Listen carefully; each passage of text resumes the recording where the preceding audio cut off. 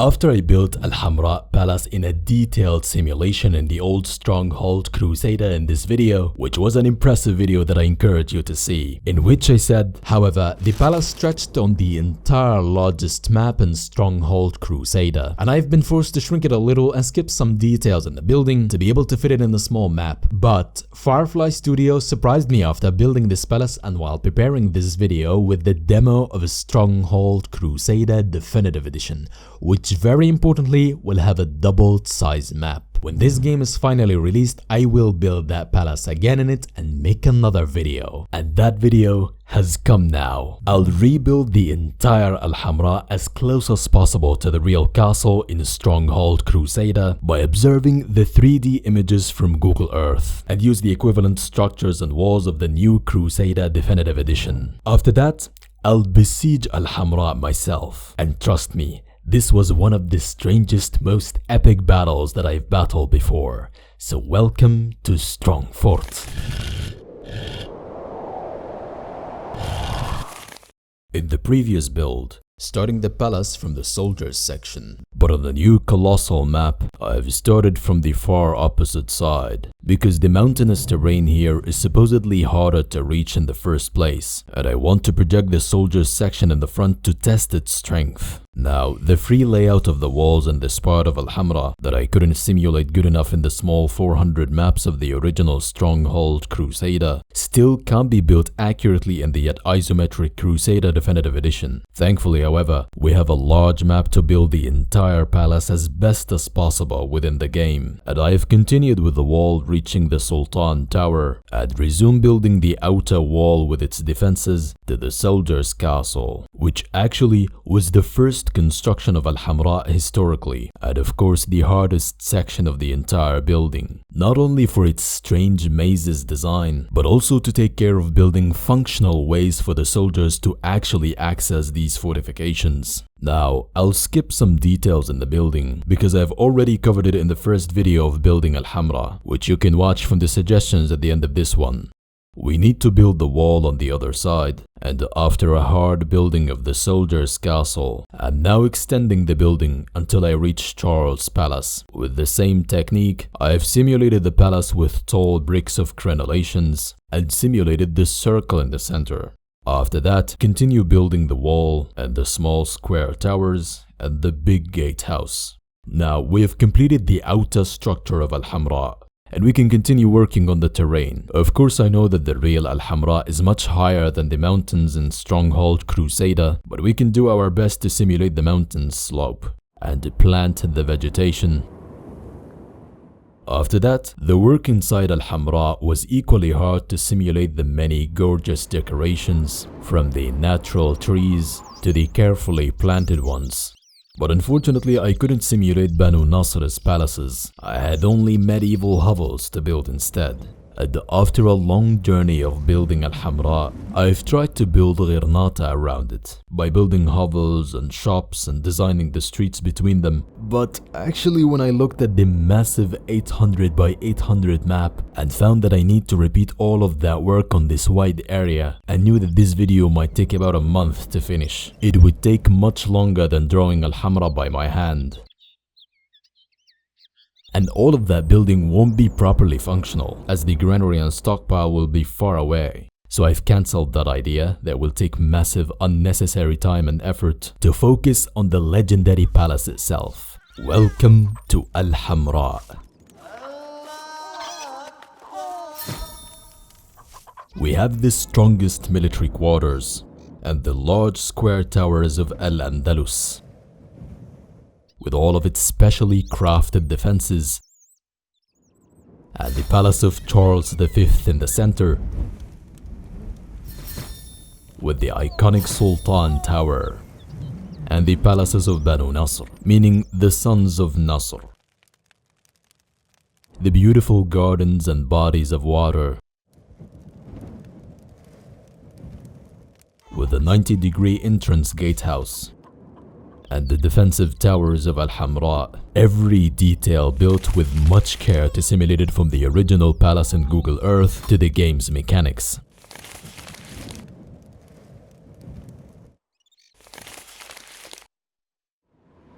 And I know that this is not Bahwa Siba or the whole of the lines, but it's funny to think that Firefly Studios have thought about designing the Arabi decorations that way, inspired by my old Alhamra video, since they have watched it and commented with praise, and they added that variation later while developing Crusader Definitive Edition.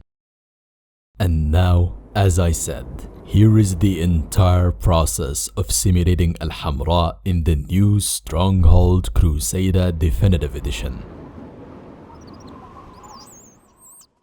The palace is shielded by the higher mountain to the northwest, I mean in the game's directions, not in reality, with the small river and desert to the southwest and the entire east.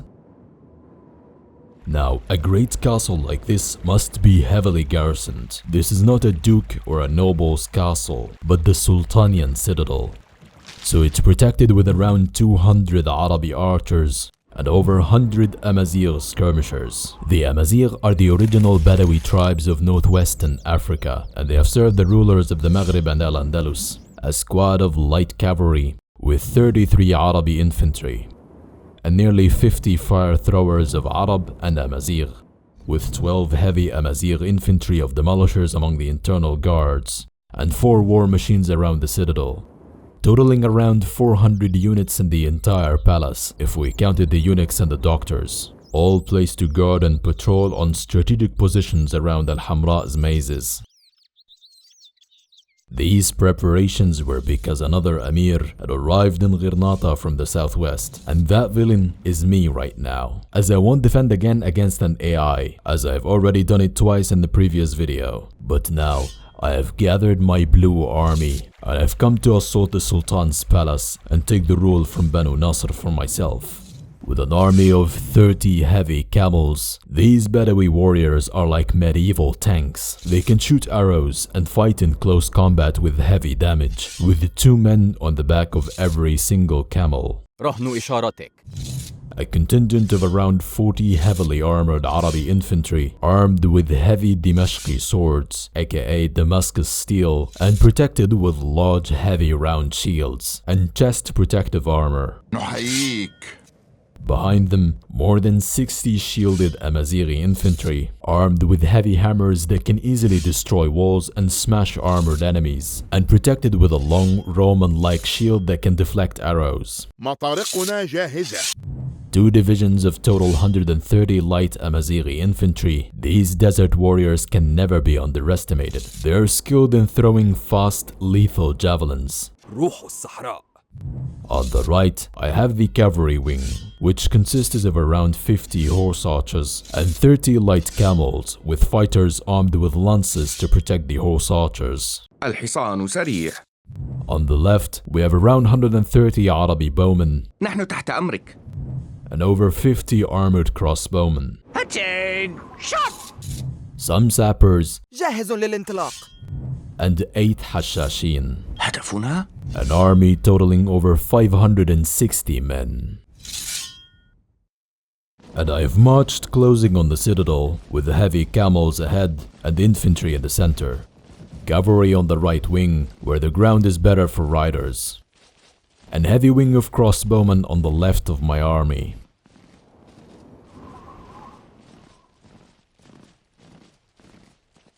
We have approached Alhamra behind the Dara River and set our camp facing the palace. This makes our position immune to direct enemy charges, and we can now set our plan for the siege. We can consider Alhamra to be divided into 3 sections. The hardest are on the right with the old castle, and the left may be less fortified, but still heavily garrisoned. But the center relies mostly on the Sultan Tower, and I have to eliminate all Nasri soldiers to be victorious. However, while we are encamping, a squad of cavalry has descended from Alhamra and gone to harass my troops with arrows. So I've sent a group of my horsemen and camels to chase them, while the heavy camels protected the infantry behind them. This squad fell completely,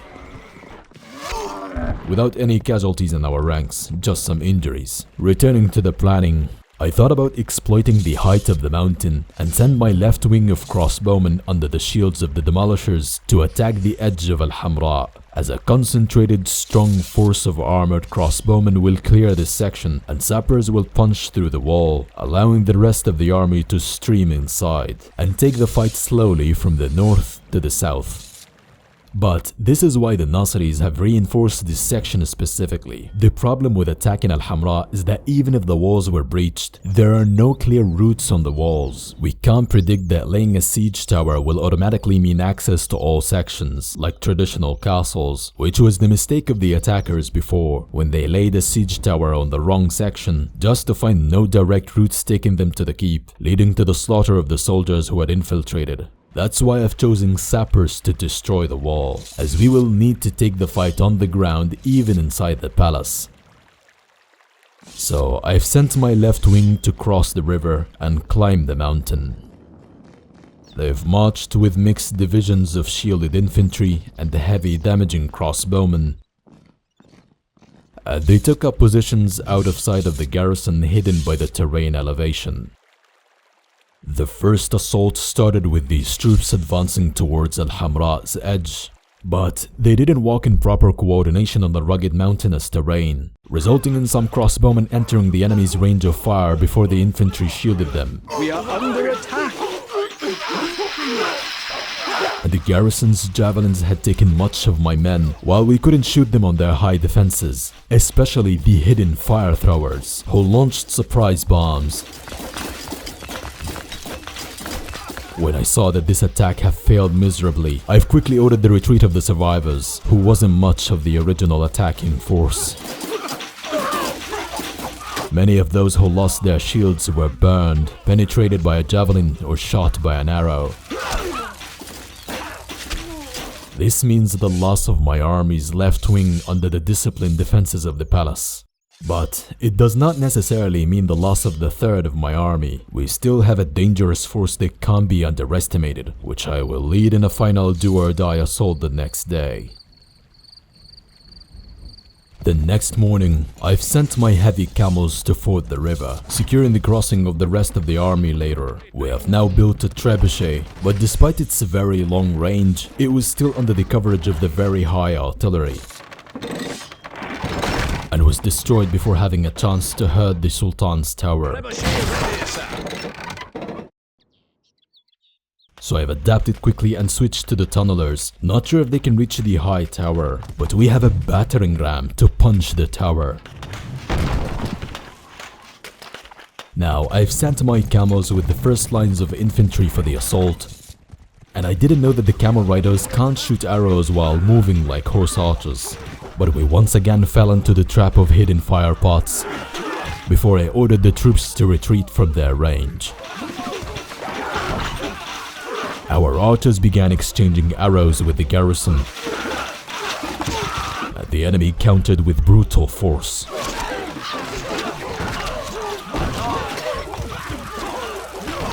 But now our ram must destroy the Sultan's tower. There is no way to compensate our heavy losses without that tower falls. And as the battle was blazing,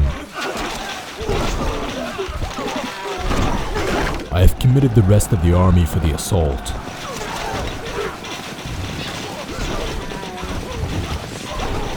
And after a lot of punching with the ram and camels, we have cleared the garrison and finally the tower collapsed, opening the way for my entire army to stream in. Infantry and horses and camels all rushed to fight inside. The Hashashin lost their stealth and were killed. But we have lost most of our light cavalry in the chaotic charge. The infantry has done well initially, and archers showered the garrison with arrows.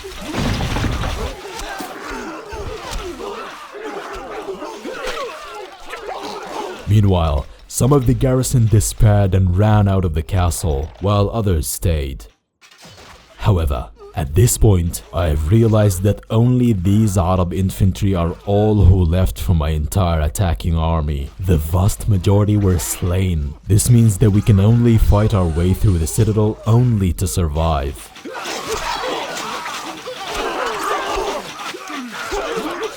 But with the fall of all my archers, my troops fell into the mazes of Alhamra, exposed to fire from nearly all sides. And even they didn't survive.